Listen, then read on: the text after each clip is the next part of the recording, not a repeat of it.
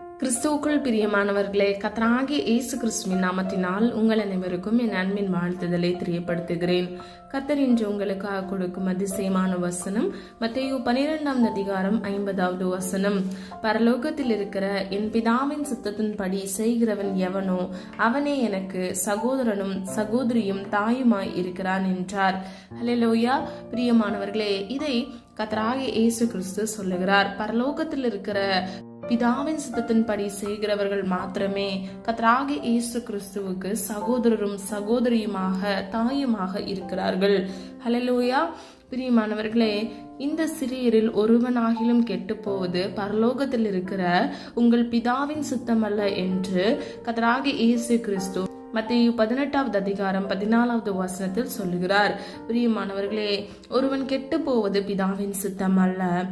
அது மாத்திரமல்ல, மத்தேயு 7 அதிகாரம் 21வது வசனத்தின்படி பரலோகத்தில் இருக்கிற என் பிதாவின் சித்தத்தின்படி செய்கிறவனே பரலோக ராஜ்யத்தில் பிரவேசிப்பானே அல்லாமல் என்னை நோக்கி கர்த்தாவே கர்த்தாவே என்று சொல்லுகிறவன் அதில் பிரவேசிப்பதில்லை. கவனமாக கவனிங்க. முதல் பகுதியில பரலோகத்தில் இருக்கக்கூடிய பிதாவின் சித்தத்தின்படி செய்கிறவன் மாத்திரமே பரலோக ராஜ்யத்தில் பிரவேசிப்பான். அது அல்லாமல் கர்த்தாவே கர்த்தாவே என்று இயேசு கிறிஸ்துவை நோக்கி கூப்பிடுகிறவன் பரலோக ராஜ்யத்தில் ஒரு நாளும் எப்பொழுதும் பிரவேசிப்பதில்லை. பிரியமானவர்களே, பிதாவின் சித்தம் என்ன? நாம் பரலோகம் போவதற்கு, நித்திய ஜீவனை நாம் சுதந்திரித்துக் கொள்வதற்கு நம்மிடத்தில் என்னென்ன காரியங்கள் இருக்க வேண்டும் என்பதை 8 காரியங்கள் மூலமாக வேத வசனத்தின்படி இன்று நாம் அறிந்து கொள்ள போகிறோம். முதலாவது 1 தீமோத்தேயு 2 அதிகாரம் 4வது வசனம். எல்லா மனுஷரும் ரட்சிக்கப்படவும் சத்தியத்தை அறிகிற அறிவை அடையவும் அவர் சித்தமுள்ளவராய் இருக்கிறார். ஹல்லேலூயா. பிரியமானவர்களே, இந்த வசனத்தில் 2 காரியங்களை நம்ம பார்க்கிறோம். முதலாவது, எல்லா மனுஷரும் ரட்சிக்கப்படவும். இரண்டாவது, சத்தியத்தை அறிகிற அறிவை நாம் அடைவதற்கு பிதாவானவர் சித்தமுள்ளவராய் இருக்கிறார். அப்ப நம்ம ஒவ்வொருவரும் ரட்சிக்கப்படுவதும் சத்தியத்தை அறிகிற அறிவில் வளருவதும் மிகவும் அவசியமாக இருக்கிறது. இரண்டாவது, யாக்கோபு 1 அதிகாரம் 18வது வசனம்.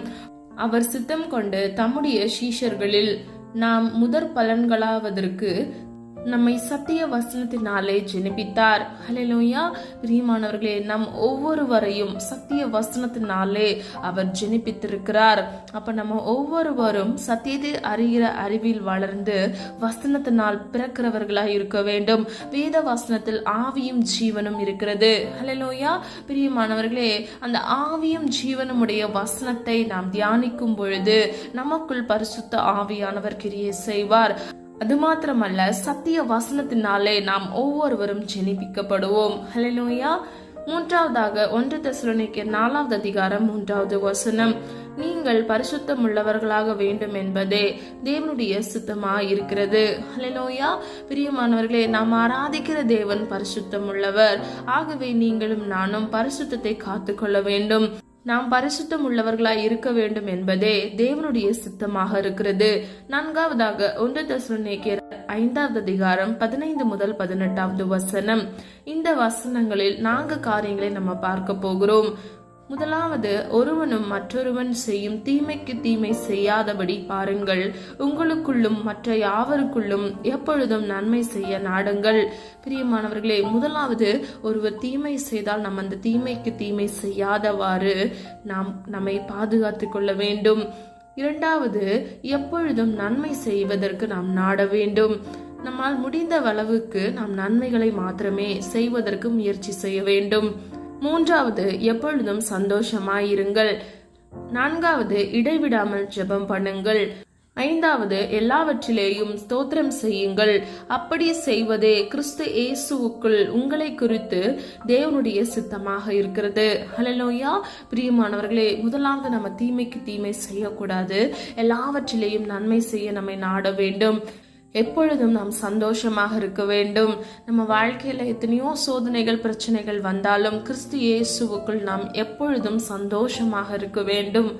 நான்காவதாக, இடைவிடாமல் நாம் ஜெபிக்க வேண்டும். ஹல்லேலூயா. ஒரு மனிதனுடைய வாழ்க்கையில் ஏற்படுகிற எல்லா விதமான போராட்டங்களையும் பிரச்சனைகளையும் கர்த்தருடைய சமூகத்தில் போய் அவன் அறிக்கை செய்து ஜெபிக்கிறவனாய் இருக்க வேண்டும். இடைவிடாமல் அவன் ஜெபிக்கும் பொழுது அவனுடைய நீதியை அவனுடைய நியாயத்தை கர்த்தர் பட்ட பகலை போல விளங்க பண்ணுவார். அவனுக்கு விரோதமாக எழும்புகிற சத்துருக்களை கர்த்தர் நிர்மூலமாக்கி போடுவார். ஹல்லேலூயா. ஆனால் மக்கள் என்ன செய்கிறார்கள்? ஒரு சூழ்நிலை வரும் பொழுது, ஒரு சோர்வு வரும் பொழுது முடங்கி விடுகிறார்கள். என்னால் ஜெபிக்க முடியவில்லை என்று சொல்லுகிறார்கள். இன்று பிரியமானவர்களே, உங்க வாழ்க்கையில எந்த சூழ்நிலையாக வேணாலும் இருக்கட்டும், நீங்கள் முதலாவது கர்த்தருடைய சமூகத்தில் இடைவிடாமல் ஜெபிக்கிறவர்களாய் இருக்க வேண்டும். கடைசியாக எல்லாவற்றிலேயும் நாம் ஸ்தோத்திரம் சொல்ல வேண்டும். இப்படி செய்வதே பிதாவின் சித்தமாக இருக்கிறது. ஹல்லேலூயா. பிரியமானவர்களே, அதிகமான ஸ்தோத்திரங்களை நாம் ஏறெடுக்கும் பொழுது நம்முடைய வாழ்க்கையில் கிருபை பெருகுகிறது. அது மாத்திரமல்ல, அதிகாலையில் எழுந்து ஜெபிக்கிறவன் தேவனை கண்டடைகிறான். காலைதோறும் அவருடைய கிருபை புதிதாய் இருக்கிறது. பிதாவின் சித்தத்தை செய்ய நீங்கள் முற்படுகிறவர்களாய் இருக்கிறீர்கள் என்றால் அதிகாலையில் எழுந்து ஜெபித்த கர்த்தரிடத்தில் கிருபைகளை கேட்டு பெற்றுக் கொள்ளுங்கள். இவ்வுலக வாழ்க்கையில் வருகிற எல்லா கடினமான சூழ்நிலைகளை நீங்கள் மேற்கொள்ள விரும்பினால் எப்பொழுதும் நன்மை செய்ய நாடுங்கள். சந்தோஷமாக இருங்கள். அன்னதினமும் இடைவிடாமல் ஜெபம் பண்ணுங்கள். எல்லாவற்றிலேயும் ஸ்தோத்திரம் செய்யுங்கள். உங்களுடைய வாழ்க்கையில் ஒருவன் உங்களுக்கு விரோதமாக தீமை செய்தால் அவனுக்கு விரோதமாக நீங்கள் தீமைக்கு தீமை செய்யாதவாறு நீங்கள் நன்மை செய்வதற்கு முற்படுங்கள். கடைசியாக 8வது 1 பேதுரு 2:15 வசனம், நீங்கள் நன்மை செய்கிறதுனாலே புத்தியீன மனுஷருடைய அறியாமையை அடக்குவது தேவனுடைய சித்தமாயிருக்கிறது. ஹல்லேலூயா. பிரியமானவர்களே, இந்த வசனத்தின்படி புத்தியீனமான மனுஷனுடைய அறியாமையை நீங்கள் நன்மை செய்கிறதுனால் நீங்கள் அடைக்கிறீர்கள். இதுவே பிதாவின் சித்தமாக இருக்கிறது. நாம் ஒவ்வொருவரும் நீதிமானாய் இருப்பது மாத்திரமல்ல, நன்மை செய்கிறவர்களாய் இருக்க வேண்டும். அப்பொழுது மாத்திரமே புத்தியீன மனுஷருடைய அறியாமையை அடக்குகிறவர்களாய் இருப்போம். இதுவே பிதாவின் சித்தமாக இருக்கிறது. ஹல்லேலூயா. பிரியமானவர்களே, கர்த்தர் இன்று உங்களுக்கு சொல்ல விரும்புகிற காரியம் இது மாத்திரமே. ஒருவன் பிதாவின் சித்தத்தை செய்கிறவனாய் இருந்தால் அவன் மாத்திரமே பரலோக ராஜ்யத்தில் பிரவேசிக்க முடியும். பரலோகத்தில் இருக்கிற பிதாவின் சித்தத்தின்படி செய்கிற எவனோ கர்த்தராகிய இயேசு கிறிஸ்துவின் சகோதரனும் சகோதரியும் தாயுமானவனாய் இருப்பான். இன்று நாம் 8 காரியங்களை அறிந்து கொண்டோம். முதலாவது, சத்தியத்தை அறிகிற அறிவில் வளர வேண்டும். நாம் ரட்சிக்கப்பட வேண்டும். 2வது, வசனத்தினால் நாம் உருவாக்கப்பட வேண்டும், ஜெனிப்பிக்கப்பட வேண்டும். 3வது, நம்மை பரிசுத்தவானாய் நாம் பாதுகாத்து கொள்ள வேண்டும். 4வது, தீமைக்கு தீமை செய்யாதவாறு நாம் நன்மை செய்ய நாட வேண்டும். 5வது, எப்பொழுதும் சந்தோஷமாக இருக்க வேண்டும். 6வது, இடைவிடாமல் ஜெபிக்க வேண்டும். 7வது, எல்லாவற்றுக்கும் நாம் ஸ்தோத்திரம் சொல்ல வேண்டும். 8வது, நாம் நன்மை செய்கிறதினால் புத்தியீன மதியீனமான மனுஷருடைய அறியாமையை நாம் அடக்குகிறதே பிதாவின் சித்தமாக இருக்கிறது. சொல்லப்பட்ட காரியங்களை ஆராய்ந்து பாருங்க. எல்லாவற்றுக்கும் கீழ்ப்படி அவங்களை அர்ப்பணியுங்க.